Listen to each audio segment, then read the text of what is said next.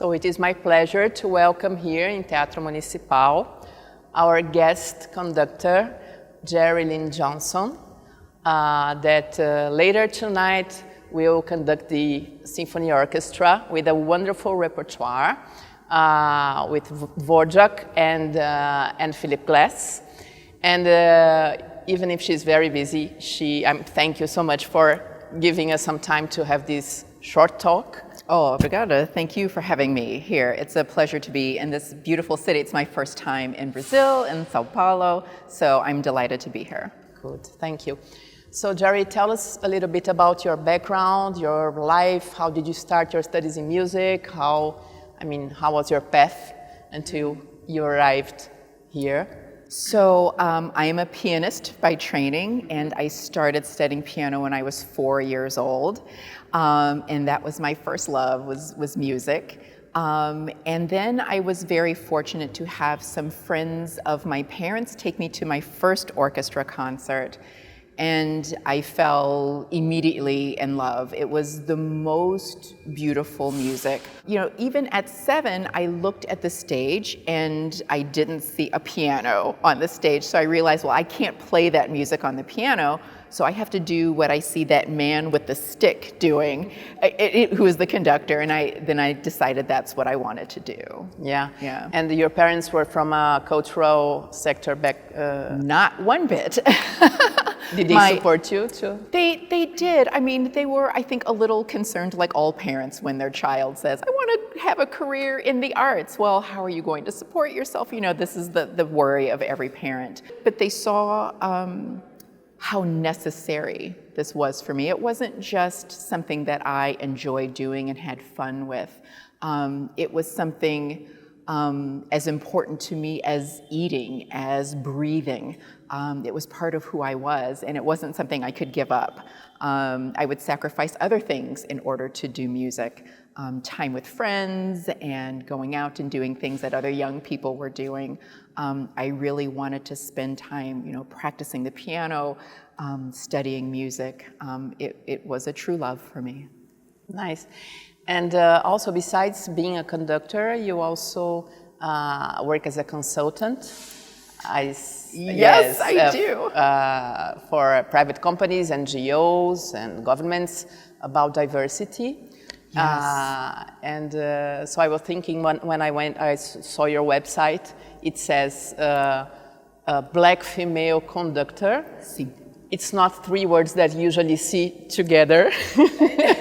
Maybe we can start from there.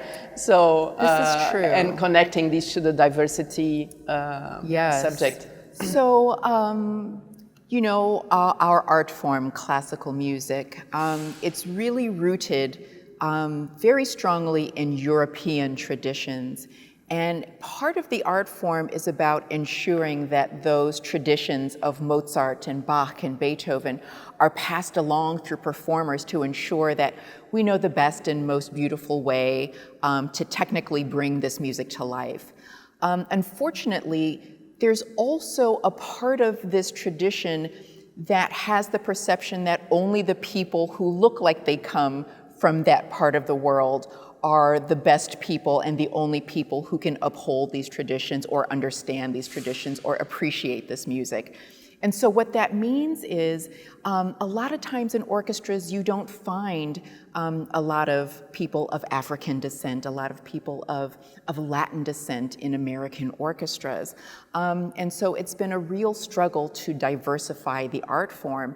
And it's a problem now in 20th century America. We have this 16th, 17th century European art form, but now we want this to remain relevant in the 21st century in the Americas, essentially. And so we have to find a way to bring everyone into the art form, and so that's the challenge and the opportunity. And so my work is in helping orchestras understand that it's not a problem, that it is an opportunity to grow the audience for this art form, and that's something that will benefit them financially. Yeah, I think it may be very challenging to work with institutions and to really progress towards this goal to have more diversity. I know the work of Sphinx Music. Yes, we had some contact with them. many years trying to, you know, to ensure more diversity in the orchestras. And here in Brazil, it's quite the same, actually. We were talking the other day, here we don't even have the data about diversity in the orchestras. But when you look, it says for itself, it speaks for itself. So you usually don't see many women being chief of sections, and also not many black musicians.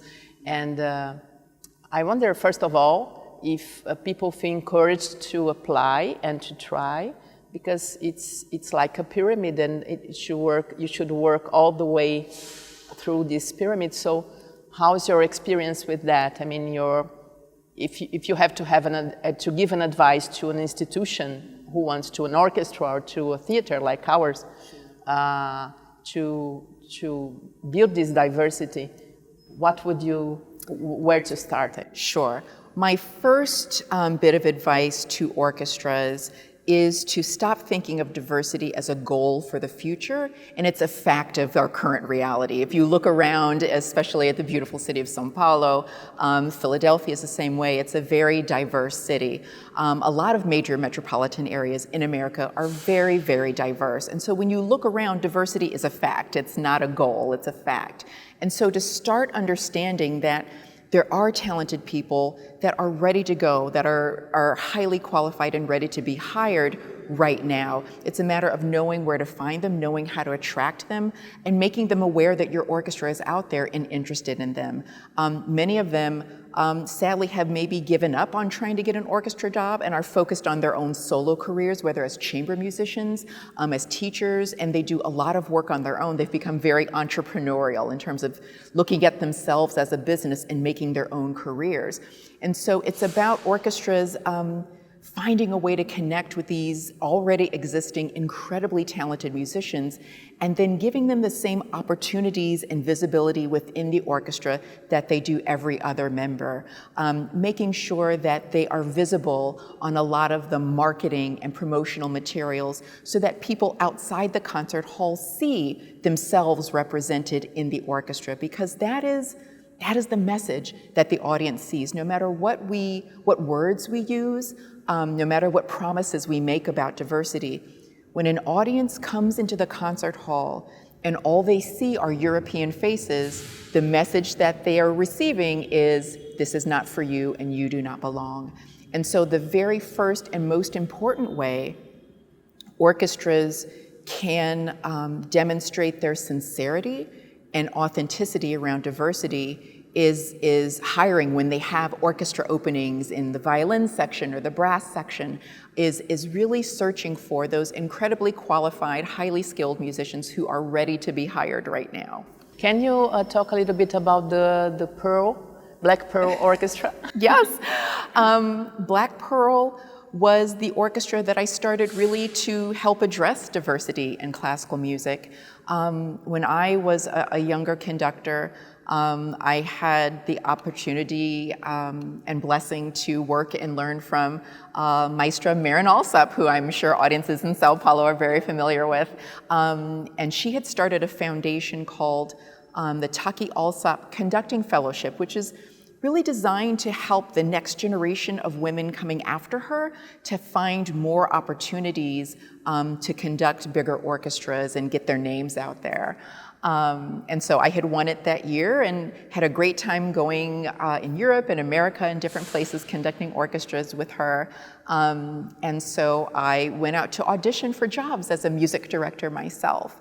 And what people watching this may or may not know, when conductors audition for orchestras, we are not behind a screen, so it's not a secret as to who we are. So it's not like if you're a violin or a flute player, no one can see who you are. They just hear your music and decide based upon what they hear.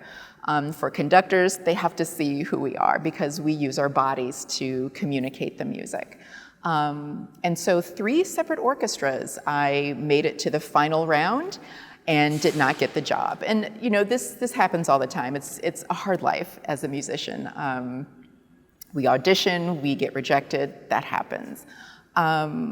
One orchestra, however, gave me feedback about my audition. And so when I spoke to the gentleman who was the chair of the search committee at the time, he told me that the orchestra really liked my conducting, that the board thought that I would be wonderful to work with and had great ideas, but they just didn't know how to market and promote me. And I asked him, I didn't understand what that meant. I mean, you put a poster up, you put, something on a bus, I don't know, something on a radio, that didn't make any sense to me. And so he then said to me that I did not look like what their audience expects the quote-unquote maestro to look like. Wow. And so that's when I understood really how deep the problem is in classical music, that it wasn't just about the talent or the experience of someone, that gender and race play a huge role in who gets opportunities in this industry.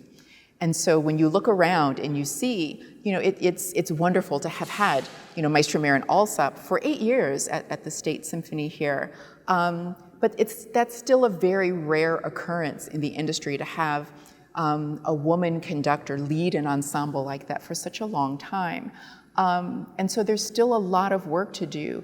And there are very, very, very, very, very few African-American female conductors out there. And so it is, I put that on my website so that people would know that we were out there. If they were searching for, well, are there any Black female conductors? Yes, there are. Here I am. For people who may want to hire me, but also for young girls who may not see anyone like them who want to conduct and think, is there someone out there who does this? Because I had no one.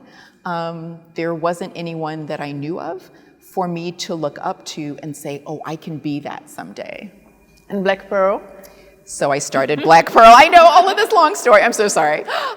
So all this long story to say that is why I started my orchestra called Black Pearl Chamber Orchestra. We focus on repertoire of early Baroque and early classical, as well as all the way into contemporary and living composers. The orchestra, I like to say, it is America. It is Black people, it is white people, it is Asian people, it is Latin people. My orchestra members come from many places in South America, many places in Asia, many places in Europe and in the Caribbean, and all over America. And so when people in Philadelphia come to our concerts, they see themselves in various members of the orchestra. And so there is no difference between the orchestra and the community, except that we play the instruments and they're mostly listening to us. But that's what we wanted. We wanted to send the message visually through the orchestra that you belong here in the hall with us. This music is for you. This music is for everyone, and we want everyone to feel comfortable. And so from a consulting standpoint, what we do is we call that creating a sense of belonging. It isn't just about diversity and inclusion. It's about creating the sense of that you belong here, that it is natural for you to be here.